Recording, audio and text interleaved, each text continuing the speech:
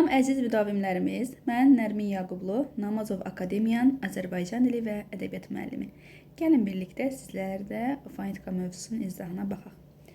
Deməli, fonetika nədir? Fonetika anlayışı nələri ifadə edir? Burada əsas məqamlar nədir? Xırdalıqlar nədir? Bizi testlərdə hansı, sınavlarda hansı məqamlar gözləyir? Gəlin birlikdə bunların izahına baxaq. Ümumiyyətlə, gəlin buradan fonetika yazsaq. Fonetika. Demək, fon səs deməkdir. Bəli, fon nə deməkdir? Səs deməkdir. Tikos isə elm deməkdir. Yəni, səs haqqında elm. Ümumiyyətlə, telefon sözündə də fon sözünə rast gəlirik. Həmin o telefon sözünün fonudur. Yəni, səs. Səs dedikdə bir çox elmlərdə səsdən istifadə olunur. Məsələn, fizikada akustika bölməsi var, musiqidə var. Ancaq fonetikadakı səs həmin o səslərdən deyil də məhz danışıq səslərindən bəhs edəcək. Nədən bəhs edəcək? Danışıq səslərindən bəhs edəcək.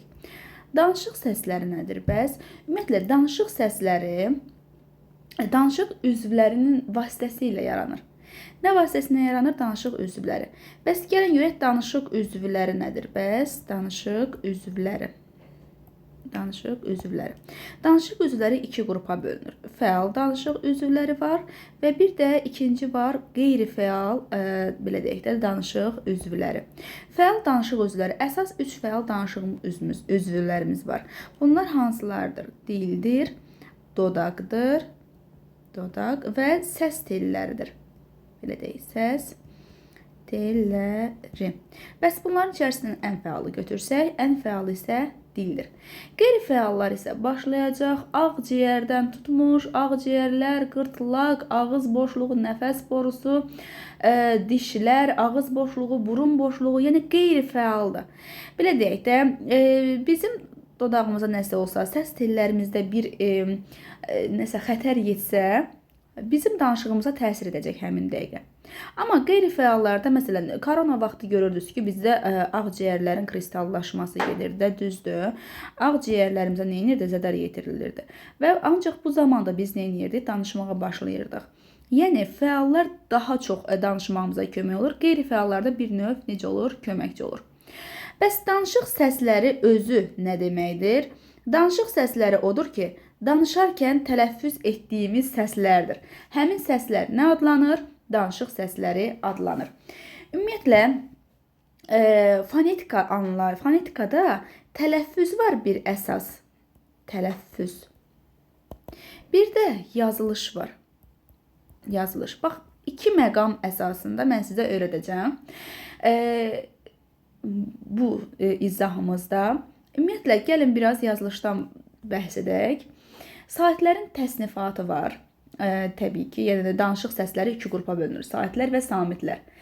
Saitlərlə samitlərin də fərqi var ki, məsələn, saitlər maniyəsizdir, ağız boşluğunda rahat tələffüz olunur. Məsələn, heca, vurğu, uzun saitlər vasitəsilə yaranır. Bunları bilirik hamımız. Məsələn, saitlərin tələffüzündə ümumiyyətlə var ki, dilin və arxa hissəsində, ön və arxa hissəsində deyilməsinə görə saitlər var. Məsələn, qalın saitlərimiz var. Gəlin baxaq, qalın saitlər hansılardır? A-dır, O-dur, daha sonra U-dur, bir də I-dır. Məsələn, incə saitlərimiz var. E, Ə, İ, Ö, Ü. Daha sonra, bax, bunlar belə deyək, dilin arxa və ön hissəsinə deyilməsinə görə. Sonra alt çənənin vəziyyətinə görə saitlərimiz var. Alt çənə açıq saitlər var, yəni çənəmiz düşür, aşağı açılır. Açıq saitlər var, açıq saitləri hansılardır? A-dır, E-dir, Ə-dir, O-dur, Ö-dür. Çənəmizin qapanırsa qapalı saitlər var. Qapalı saitlər I-dır, İ, U, Ü saitlərlə istifadə olunacaq. Dodaqların vəziyyətinə görə var dodaqlanan və belə deyək, dodaqlanmayan. Dodaqlananlar hansılardır? O-dur, Ö-dür, U-dur, Ü-dür. Dodaqlanmayanlar hansılardır? Yerdə qalanlar. Dilimizdə ümumiyyətlə 9 sait var. 9 sait səs var. Yerdə qalan, məsələn, O, Ö, U, Ü-nü əgər dodaqlanan götürdüksə, yerdə hansılar qaldı? A qaldı, Ə qaldı, E qaldı, I qaldı, bir də I qaldı. Deməli, buralarda nələrdir? Dodaqlanmayan saitlərdir. E saiti isə bunların içərisindən fərqlənir ki, nə dilin əvvəlində, nə də sonunda tələffüz olunduğuna görə dil ortası neytral sait adlanır. Gəlin keçək, tələffüzlə bağlı bəzi məsələləri mən sizə izah vermək istəyirəm. Əsas məqam tələffüzdür. Tələffüzə diqqət edək. Tələffüz nədir? Ümumiyyətlə, tələffüzdə fonetik fərqlər var. Tələffüz əsasında aparılacaq bir səs artımı, 2 səs düşümü,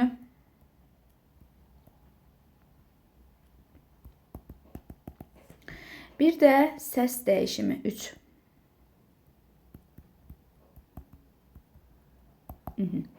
Məsələn, səs artımı dedikdə nə nəzərdə tutulur? Səs artır. Məsələn, ailə yazıramsa, buradan ailə yazıramsa, tələffüzü necə olacaq?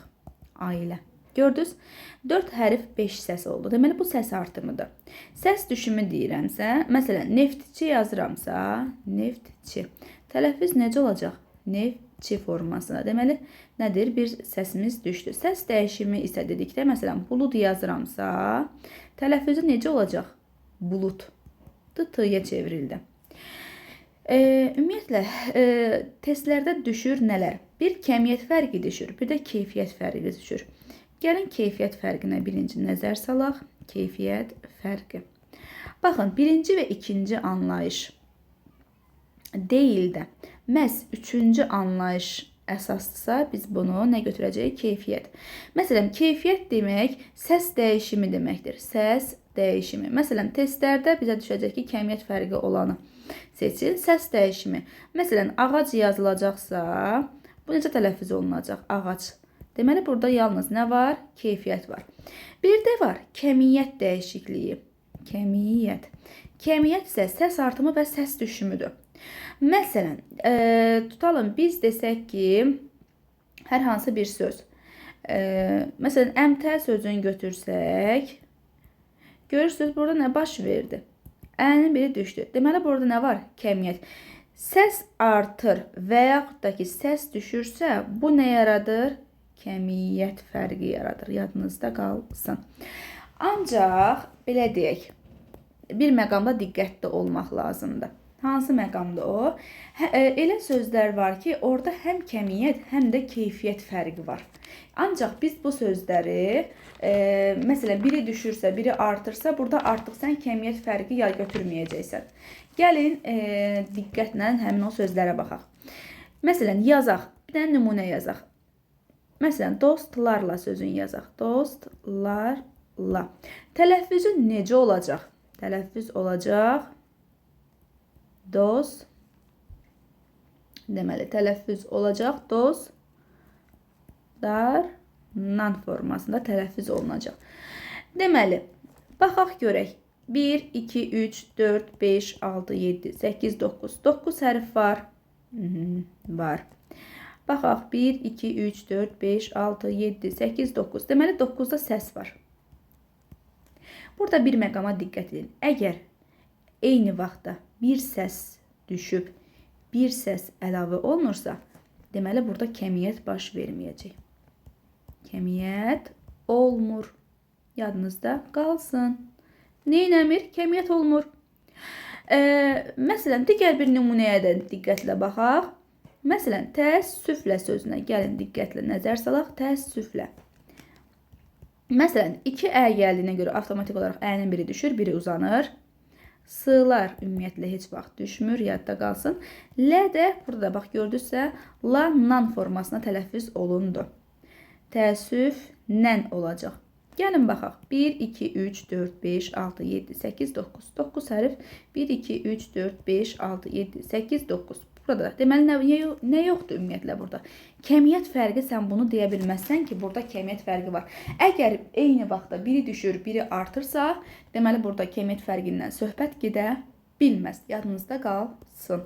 Burada 3 fərq var. S, T-dan sonra cingiltili samit gəldiyinə görə ümumiyyətlə T düşür. L da D-yə çevrilir.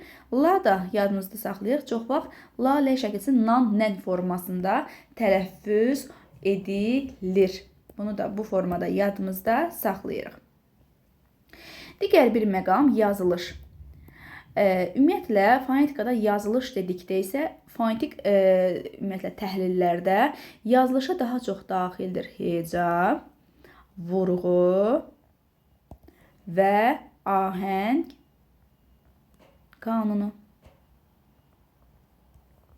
Bunu yadımızda saxlayırıq. Yazılışa demək nələr daxildir? Heca daxildir, vurğu daxildir və ahəng qanunu daxildir.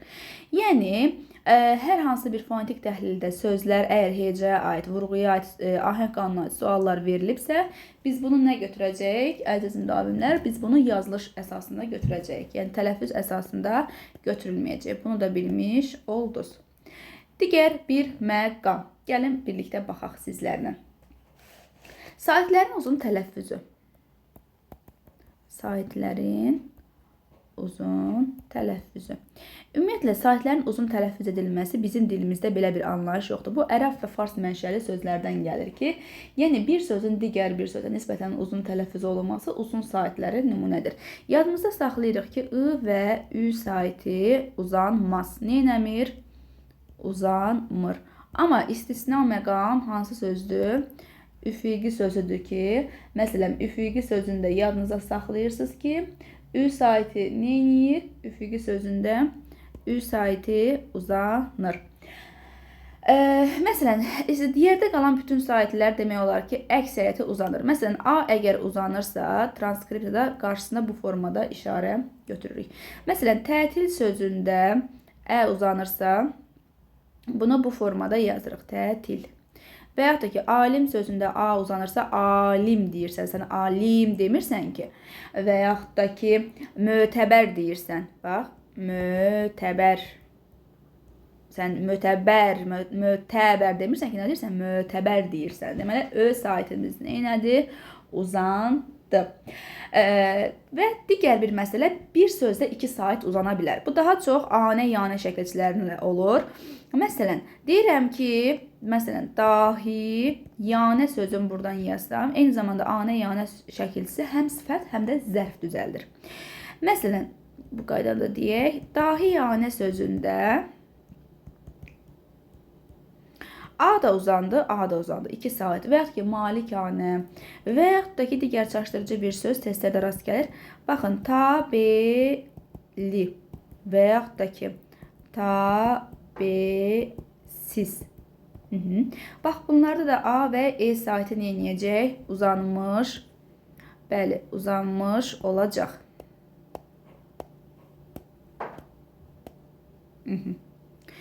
Digər bir məsələ. Ümumiyyətlə, qeyd edim ki, bir məqamı sizə, istisna sözlərimiz var ki, bəzən bu sözləri biz uzanma kimi göstərürük testlərdə, amma sonra bu bizim yanlışımıza gətirir çıxarır. Bunlar hansılardır ki, bu sözlərdə ümumiyyətlə sait uzanmır. Deməli, birincisi heca sözüdür, daha sonra müəmma sözüdür. Müəmma uzun sait oxşadı da, ancaq bunlarda uzun sait olmur. Hazır ki sözüdür. Hazır ki hesab. Daha sonra məhsul, vitamin. Məsələn, filologiyada 2022-ci ildə vitamin sözü düşmüşdü qəbulda miqdə. Daha sonra cumhuriyyət. Sonra təsadüfən. Baxın. Bu təsadüfən sözünə bağlı bir şey deyim.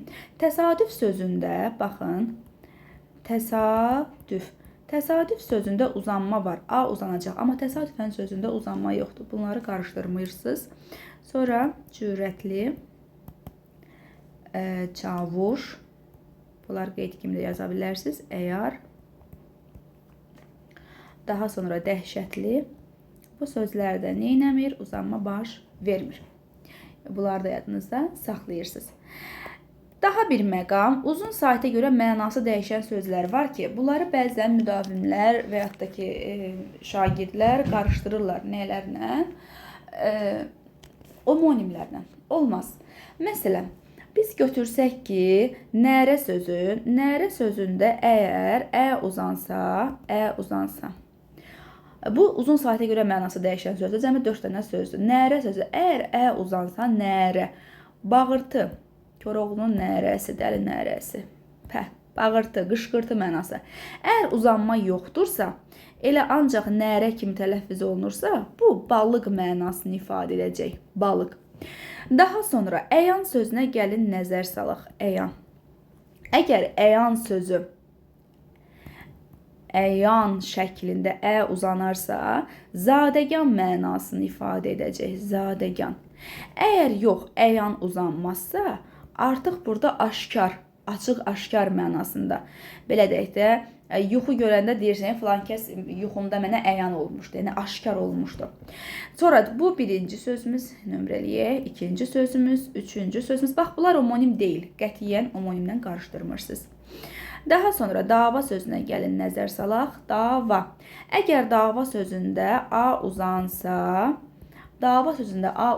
mənası gələcək müharibə, savaş mənasını ifadə edəcək. Əgər A uzanmasa, artıq sən bunu nə götürəcəksən? Dərman mənasında götürəcəksən. Dördüncü məqama da nəzər salaq. Dördüncüdə bəzən sözüdür. Baxın, bəzən sözündə əgər biz əni uzatsaq, zərf olar. Bəzən, məsələn, o bizə bəzən gəldi. Zərf mövqe, yəni ara bir gəldi. Bir də bəzən sözündə əgər uzanmasa, bəzənmək mənasında nə olar? Feil olar. Bax, bu 4 dənə sözü diqqətdə saxlayırsınız. Bu 4 dənə söz uzun saitə görə mənası dəyişən sözdür. Bunu avtomatik olaraq yadınızda saxlayın. Bir də ov, övlə bağlı bir məqamı demək istəyirəm. Ov, öv. Bilirik ki, ov, övdür və yaxud da ki, əhdir, məsələn, şöhrətli, dövlət. Bu tipli sözlərdə v samiti müdavinlərimiz neynəməyəcək? Uzanmayacaq. Yəni, uzanmayacaq nədir? Ümumiyyətlə, v samiti düşməyəcək, ö və yaxud da ki, saiti neynəməyəcək? Uzanmayacaq. Ancaq bu o demək deyil ki, bəzən testlərdə sizə diqqətli olun, bir məqamı deyirəm. Testlərdə bəzən düşər ki, tərkibində, məsələn, düşər ki, ov, öv və yaxud da ki, öh, birləşməsi olan hər hansı bir sözdə və yaxud da ki, hərf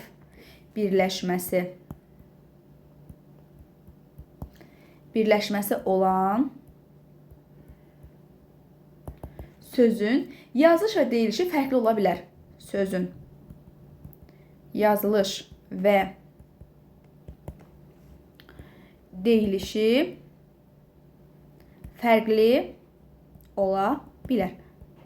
Məsələn, bu məqam doğrudur və yanlışdır, sənə düşər. Və sən də fikirləşirsən ki, bəli, biz qrammatika kitabında görmüşük ki, ov, öv harda varsa o düşəcək.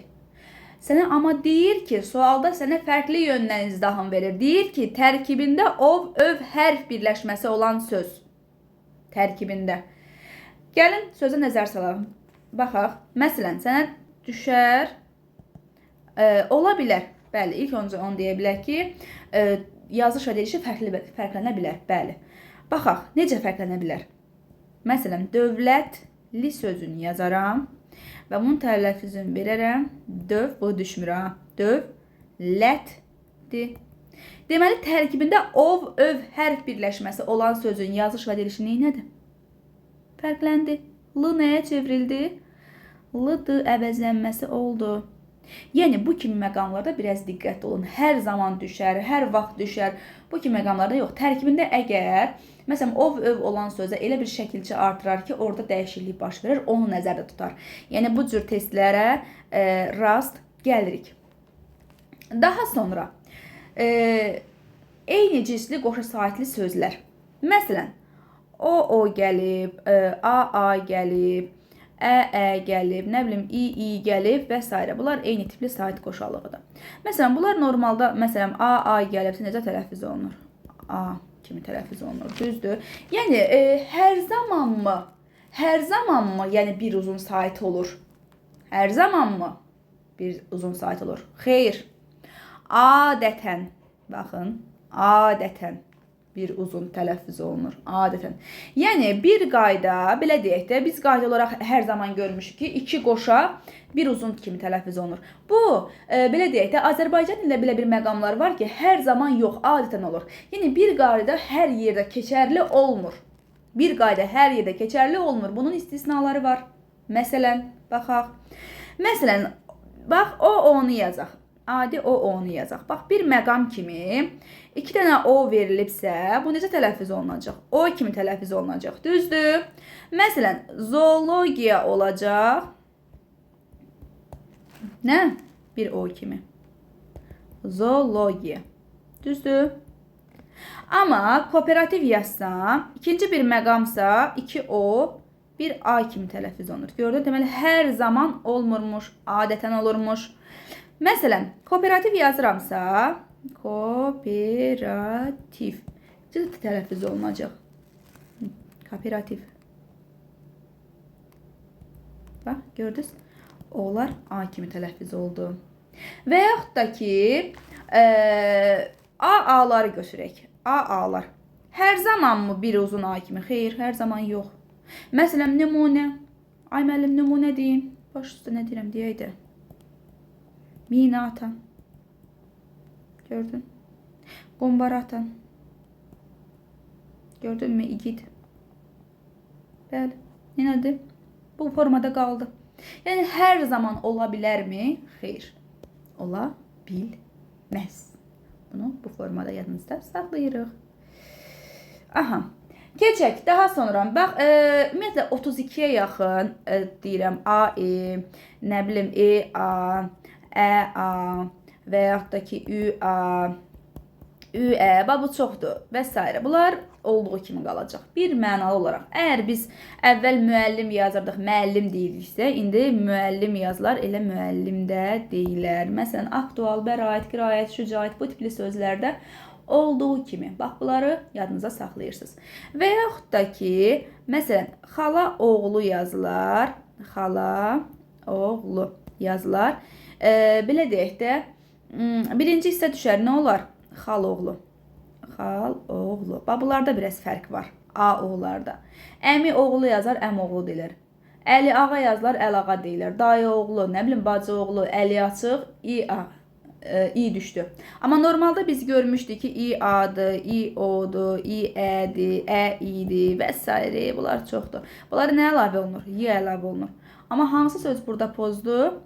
Əli açıq sözü burada pozdur. Necə olacaq? Əl açıq. Qıda xıya çevrildi. Yadda qalar mı? Bəli, müəllim. Qalar. Nə deyirik? İnşallah. İnşallah.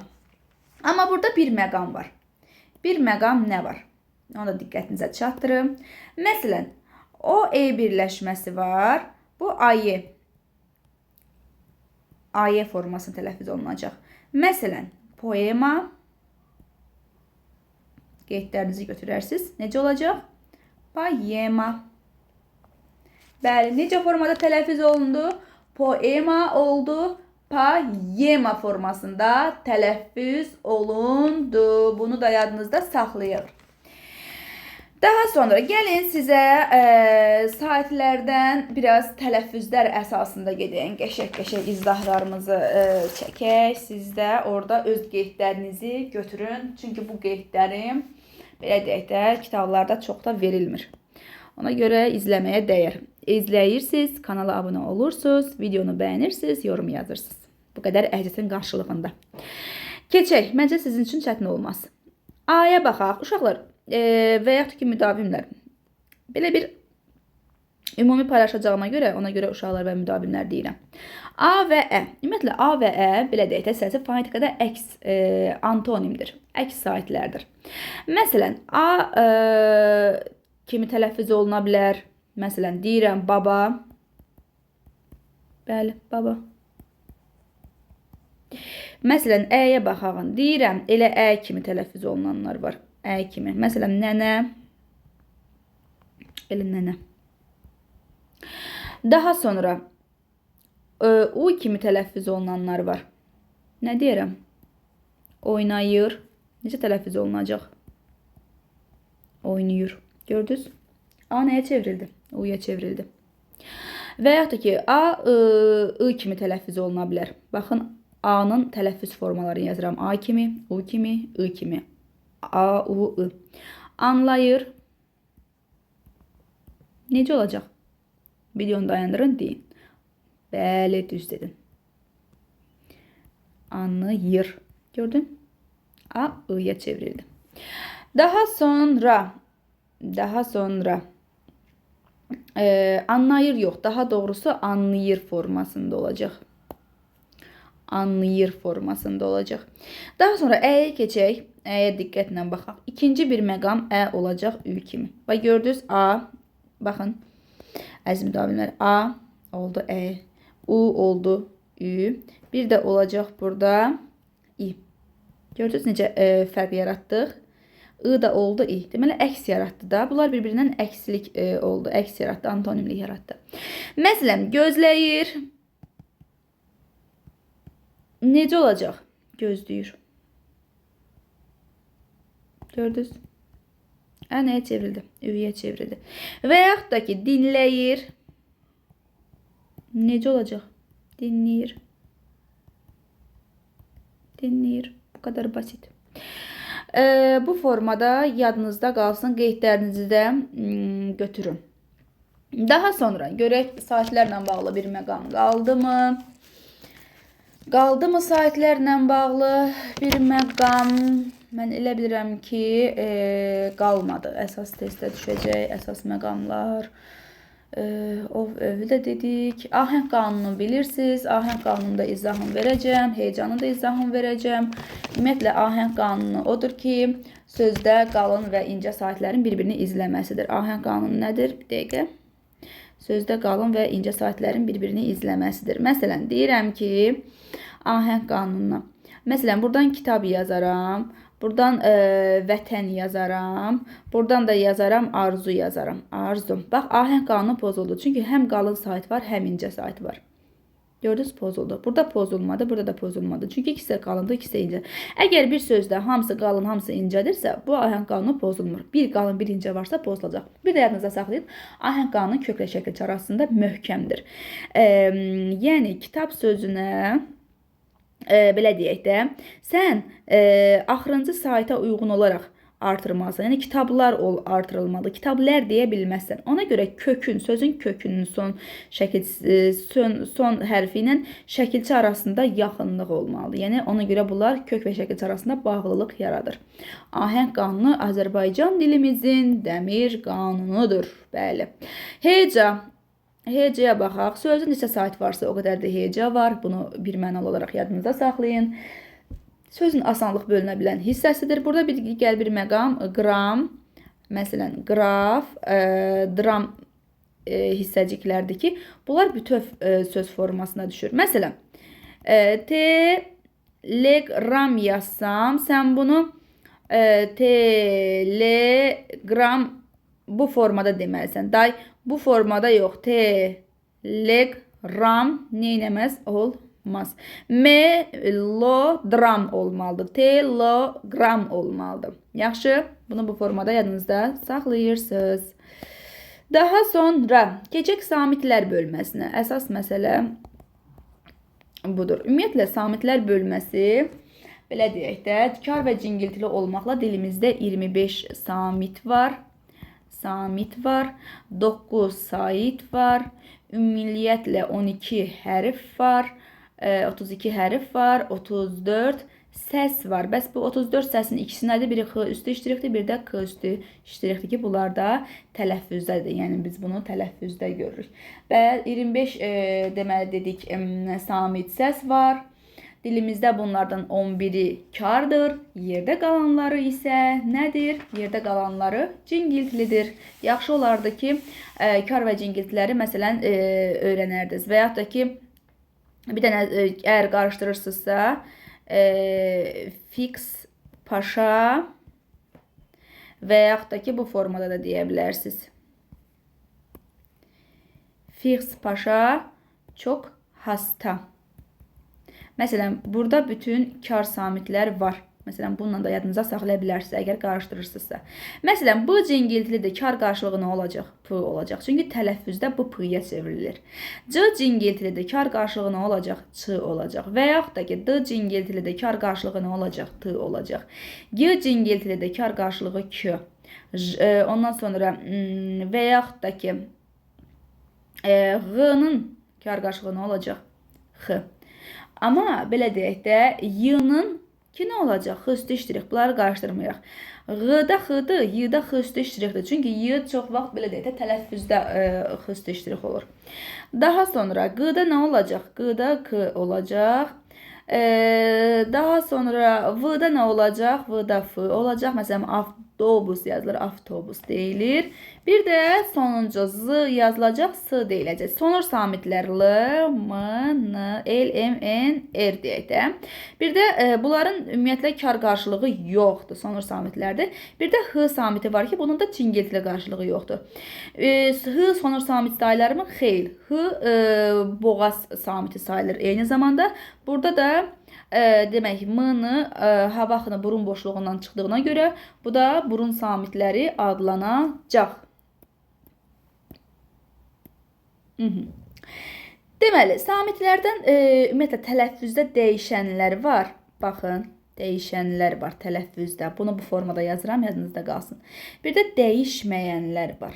Dəyişməyənlər. Məsələn, dəyişənlər bax, t əgər yazıramsa, t-dıya çevriləcək.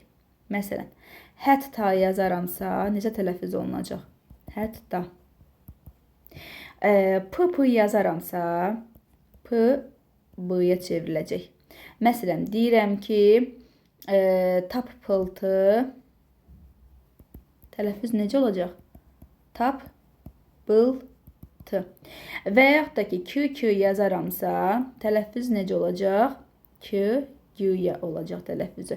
Məsələn, 8 yazaramsa, tələffüzü nə olacaq? 8 formasında. Bir də q da yazaramsa, necə olacaq? Q formasında qalacaq. Məsələn, hokka, hok, belə deyək də. İndi mən bunun q-ları necə başqa fərqli tələffüz olunacaq, onu da yazacağam. Məsələn, hokka. Deməli, dəyişənlər cəmi 4 dənədir. 1, 2, 3, 4. T-lar, p-lar, k-lar, q-lar. Yerdə qalan samitlər dəyişməyəcək. Məsələn, dəyişməyənlərə biz nələri nəzərdə tutmalıyıq? Bax, b, c, d, f, l, m, n, r, s, ş, j, z, və s. Bax, bunlardır. Və s. deməyək, elə bulardır. Dəyişməyənlər bulardır. Məsələn, Abbas yazıramsa, Abbas. Elə bunun tələffüzü də Abbas olmalıdır. Ən çaşdırıcı sözlərdən biri şəffaf. Bax, bir dəfə bu qəbula düşmüşdü. Şəffaf olmaz, şəffaf olar. Yəni, bunların heç biri neynir? Dəyişmir. Bunu bu formada neynirik? Yadımızda saxlayırıq. Daha sonra, bayaq mən sizə qeyd etdim ki, q-larda fərqli bir məqamlar deyəcəm mən sizə. Q samiti hər zaman mı q olar? Xeyr. Bax, q kimi də olar. Məsələn, elə bunu bilirik. Tokka yazılır. Necə tələffüz olunur? Tokka. Və yaxud da ki, x-q kimi tələffüz olunur. Ayaq. Qabı yazılar necə tələffüz olunur? Ayaq, qabı. Bir də ki, k kimi. Baxaq görə k kimi necə olacaq? Məsələn, haqq söz necə tələffüz olunacaq? Özündən sonra samit gəlib düşür. Haqq. Gördün? Haqq söz. Deməli, hər zaman k kimi tələffüz olunmayacaq. Deməli, 3 formada bir k kimi, bir x kimi, bir də tək k kimi 3 formada tələffüz olunacaq. Bu bir məqam, bunu qeyd edirsiniz. Kitabda yoxdur. İkinci bir məqam, k hər zaman mı belə deyək də k olacaq? Xeyr. Tək belə deyək də k kimi də ola bilər. Məsələn, akardeon yazılacaq. Nə deyiləcək? Akardeon. Bir k. Akkumul. Baxın, akkumulyator yazılacaq. Bir k. Akkumulyator kimi tələffüz olunacaq. Yəni, bir k kimi tələffüz olunacaq. Sonra, Gəlin sizlərlə birlikdə y samitinə nəzər salaq. Y samiti bilirik ki, 3 formada tələffüz olunur. Məsələn, 2 qoşa y kimi, 2 qoşa y kimi, sonra 2 qoşa y yazılıb 1 y kimi tələffüz olunanlar və yaxud ki 1 y ilə yazılanlar 3 formada tələffüz olunur. Ümumiyyətlə, belə deyək də,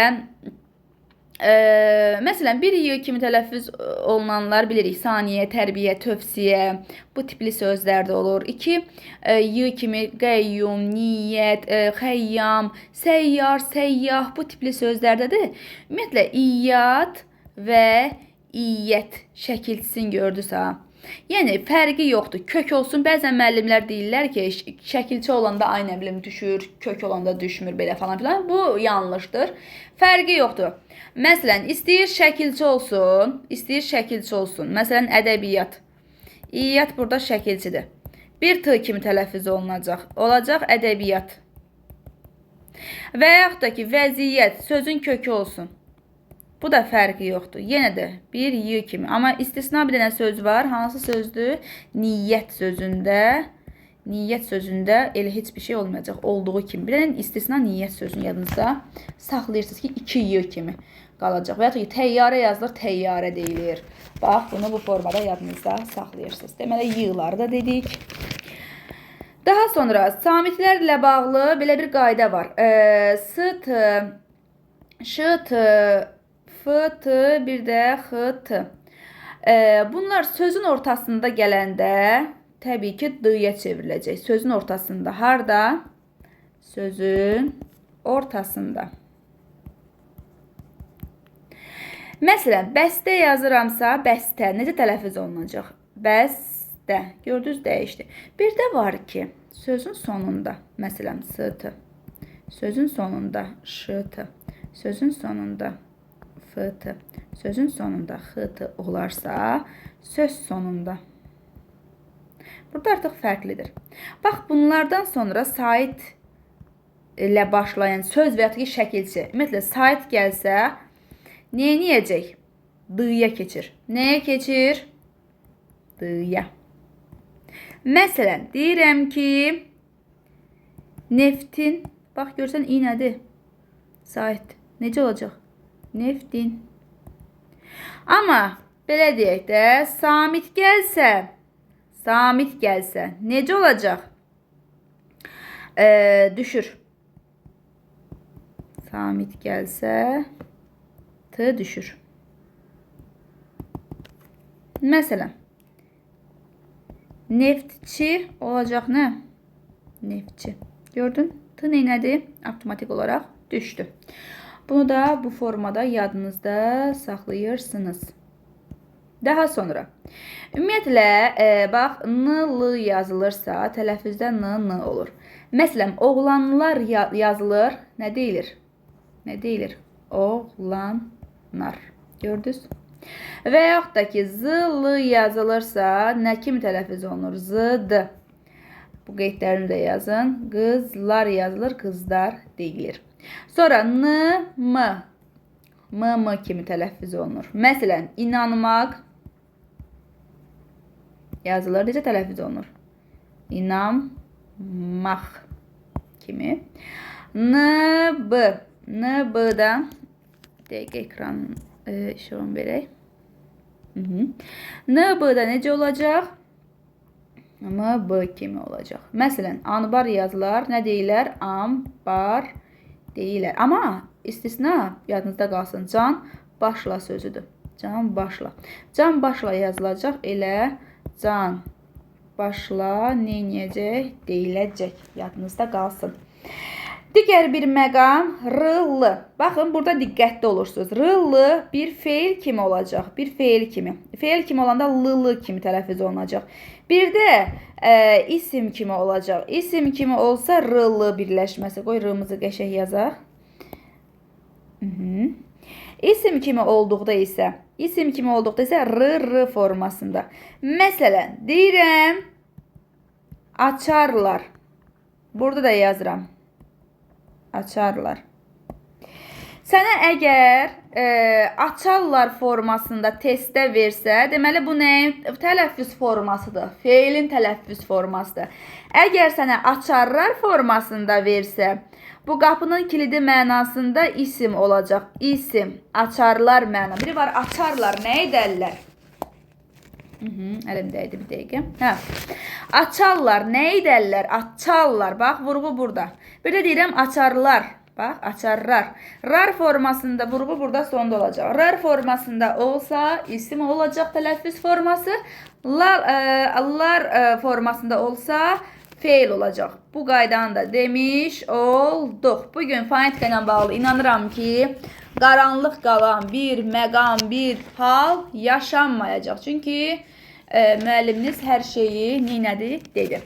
Sonra sözün sonu b, d, g, c samitindən bitən sözlər var. Saitlə başlayan söz gəldi və yaxud da ki şəkilci gəldi söz və yaxud da ki şəkilci fərqi yoxdur. Olduğu kimi qalacaq. Məsələn, deyirəm ki corab, yəni 3 dənə nümunə yazacağım. Məsələn, corab yazaq, biri yazaq corab qoxusu. Corab qoxusu, bir də yazaq nə? Mən niyə bu formada yazıyorum? Bir də yazıram corabi. Deməli bu qaydanı yazaq, sonra buradakı izahlara baxaq. Olduğu kimi, bax sait gəlsə olduğu kimi qalır. Samit gəlsə isə kar qarşılığına. Yəni b-dırsa nəyə çevriləcək? P-ya çevriləcək. D-dırsa t-ya çevriləcək. Y-dırsa q-ya çevriləcək. C-dırsa ç-ya çevriləcək. Yəni samit gəlsə. Bax tək də gəlsə, bax tək gəlib. Özündən sonra nə sait gəlib, nə samit gəlib. Deməli yenə nə baş verəcək? Yenə olduğu kimi qalacaq. Elə olduğu kimi qalmayacaq, özür istəyirəm, p-ya çevriləcək. Məsələn, corab. Tək gələndə çevrilir. Samit gəlib, bax görürsünüz, özündən sonra samitlə başlayan söz gəlib. Bax, nəyə çevriləcək? P-ya çevriləcək. Sait gəlib, olduğu kimi qalacaq. Bir dənə yadınıza saxlayın, sait gələndə. Bir də ki, qeyd kimi, bax, bunu dəftərinizə yazın. İb üstü 4 şəkilçisi var, ha. Məsələn, gəlib yazıramsa, sən bunu gəlib deyə bilməzsən. Elə necə olacaq? Gəlib. Yəni, ıb üstü 4 şəkilsi, yəni baxmayın ki, bu şəkilsi də b-dır, yox. Olduğu kimi qalacaq. Neyəcək? Olduğu kimi qalacaq. P-ya çevrilmir. Amanın gündür. Bu qaydanı da dedik. Sonra gəlin k samitinə baxağın. K samiti 5 səs ifadə edir. Görən hansı səslərdir? 1, 2, 3, 4, 1, 2, 3, 4, 5. Aha. Birincisi Q kimi tələffüz olunacaq. Q kimi. Məsələn, kənd. Nə bilim, tək, tük. Q kimi tələffüz olunacaq. Bildiyimiz. Sonra ikinci Q üstü iştirik. Məsələn, kafe, kontur, klub, nə bilim, konfet. Sonra G kimi. G kimi Q əvəzlənməsi olacaq. Məsələn, 8 yazaramsa necə tələffüz olunacaq? 8. Sonra Y kimi bir də xüsusi iştirik kimi. Q-dan sonra sait gələrsə. Məsələn, deyirəm ki, çiçək, ətri. Bax, burada olacaq nə? Çiçək, Y. Özündən sonra sait gəlsə, y-ya çevriləcək. Amma özündən sonra samit gəlsə və yaxud ki, tək gəlsə, baxın, çiçək sözü tək də gəlsə, gəlin çiçək yazağın. Buradan bir dənə yazağın. Çiçək, ətri, bir də yazağın. Çiçək, qoxusu. Bax, tək gəlib. Tək də gəlsə, olacaq xüsusi iştirik. Çiçək. Bu xüsusi iştirik xəfif h səsidir. Hansı səsidir? H səsidir. Çiçək ətrində təbii ki, olacaq nə? Çiçək. Y-ya çevriləcək. Çiçək qoxusunda da olacaq çiçək. Xüsusi iştirik. Çünki özündən sonra nə gəldi? Samit gəldi. Gəlin, belə deyək də. Çiçək sözün hallandıraq. Bax, çiçək. Çiçəyin. Çiçəyə, çiçəkdə. Bax, çiçəkdə, gördünüz, samit gəldi. Çiçəkdən, bax, sait gəlsə y-ya çevriləcək. Yenə tək də gəlsə nə olacaq? Xüsusi iştirik olacaq burada. Q tək də gəlsə yadınızda qalsın. X üstü ştrix olacaq. Bir dənə yadınızda saxlayın. Sait gəlsə nə olacaq? Y-ya çevriləcək. Belə. Daha sonra hansı qaydalarımız var? Qaldı Q samiti. Gəlin Q samitində yorulmamsızsa onu da izahını verəcəm. Vurğunun ayrıca izahı olacaq. Çünki vurğu da ayrıca bir bölmədir. Q samiti Q kimi tələffüz olunur. Q kimi. Daha sonra bu da 4 cür tələffüz olunur. Q kimi. Daha sonra Q ştrix kimi. Daha sonra G kimi tələffüz olunacaq. Bir də X kimi. X üstü ştrix yox ha. Yalnız X kimi. X üstü ştrix harda var idi? X üstü ştrix Y-da var idi. Q-da var idi. Q daha çox Q ilə başlayan sözlərdə olur. Məsələn, deyirəm ki, qoğal. Qoğal. Məsələn, qapı. Bildiyimiz Q'lar. K samiti. Məsələn, rəqs yazıramsa tələffüzü necə olacaq? Rəqs. Bax, gördünüz Q əvəzlənməsi. G-yə. Bax, Q'dan sonra sait gəlsə, saitlə söz və yaxud da ki, şəkilçi gəlsə, məsələn, deyirəm, qonaq, otağı. Necə tələffüz olunacaq? Qonaq. Üzr istəyirəm. Burada yanlış getdi. Necə olacaq? Qonaq, otağı formasında tələffüz olunacaq. Və yaxud da ki, samit gələrsə, samit X-ya çevriləcək. Məsələn, qonaq, stolu yazmışamsa, necə tələffüz olunacaq? Qonaq, stolu. Bu formada, yəni X-ya çevriləcək. Yadınızda qalsın. Bir də bayaqlarım Q samitini izah etdim. Q samiti, məsələn, müəllimlər sual verir ki, bayaqlarım izah etdimi? B, D, G, C. Bu samitlər hər zamanmı, məsələn, öz kar qarşılığına çevrilir? Yox. Məsələn, bəzi istisnalar var. Məsələn, ağac, dələn sözünü götürsək, bu tələffüzdə necə olacaq? Ağac, dələn. Bəzən deyirəm ki, yəni bir qayda bütün sözlərə istifadə olunmur. Bunların istisnaları da var. Məsələn, güclü sözünə baxaq. C-dan sonra D gəlib. Normalda nəyə çevrilməlidir? Ç-ya çevrilməlidir. Düzdür, amma nəyə çevrildi? Ş-ya. Güclü sözünə gəlin, baxaq. Ç olmalıdır. Amma nəyə çevriləcək? Baxaq. Güclü. Gördünüz? Və yaxud da ki, vicdanlı sözünə gəlin, baxaq. Vicdanlı. Necə tələffüz olunacaq? Vicdanlı formasında. Yəni, yuxarıdakı qaydalara belə deyək də, tabi deyil. Bunu bu formada yadınızda saxlayırsınız. Başqa bir qaydamız qaldı deyə düşünmürəm. Bütün qaydaları izah verdik. İnşallah növbəti izah videom olacaq. Vurğu. Sağ olun, sağlıqla qalın, kanala abunə olmağı, bəyənməyi, rəy yazmağı unutmayın.